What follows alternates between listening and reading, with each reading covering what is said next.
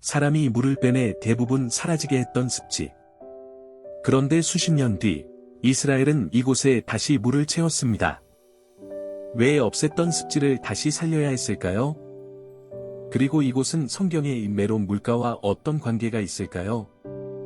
2017년 6월 14일 12번째 이스라엘 성지순례. 오늘은 요단강 상류 훌라 계곡의 아가몬 하울라로 가보겠습니다. 지금 보이는 곳은 아가몬 하울라의 수상 전망대입니다. 물 위로 이어진 데크, 넓은 갈대밭과 습지, 멀리 펼쳐진 산자락. 평화로운 풍경입니다. 하지만 이곳은 한때 거의 사라질 뻔한 습지였습니다. 훌라 계곡은 이스라엘 북부 갈릴리에 있습니다.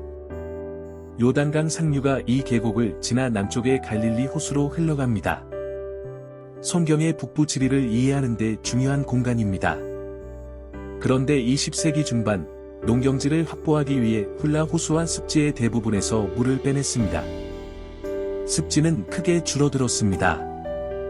하지만 곧 예상하지 못한 문제가 나타났습니다. 마른 이탄 토양이 내려앉고 화재와 생태계 훼손이 이어졌습니다. 결국 사람들은 정반대의 선택을 합니다.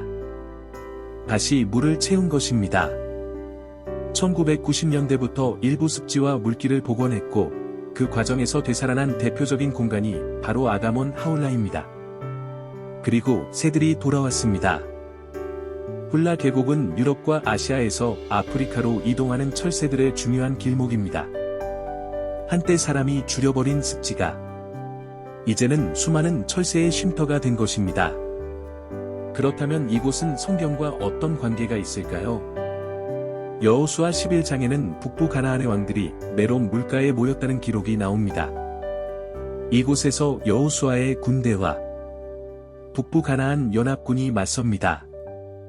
과거에는 이 메론 물가를 훌라 호수 일대와 연결해서 보기도 했습니다. 하지만 정확한 위치는 아직 확정되지 않았습니다.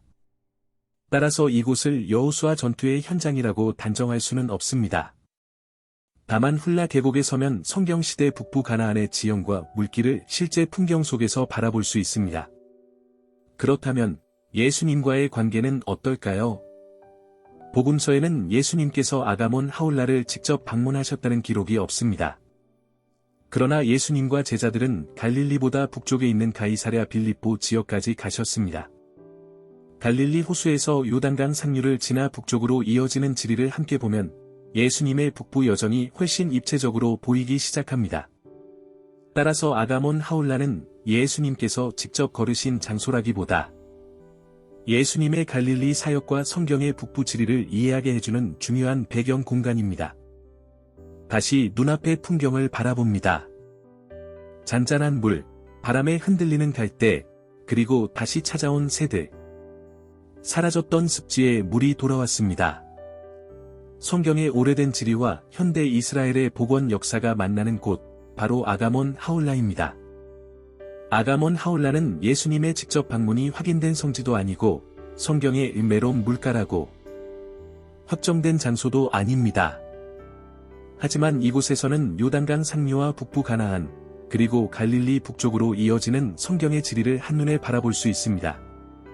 사라졌던 습지에 다시 물이 돌아오고 철새들이 다시 찾아온 땅, 아가몬 하울라는 성경의 오래된 지리와 현대 이스라엘의 역사가 함께 살아있는 곳입니다. 다음 여정에서는 또 다른 성경의 현장으로 향하겠습니다. 이스라엘 성지의 역사와 예수님의 발자취가 궁금하시다면 예수님 순간의 다음 여정에도 함께해 주세요.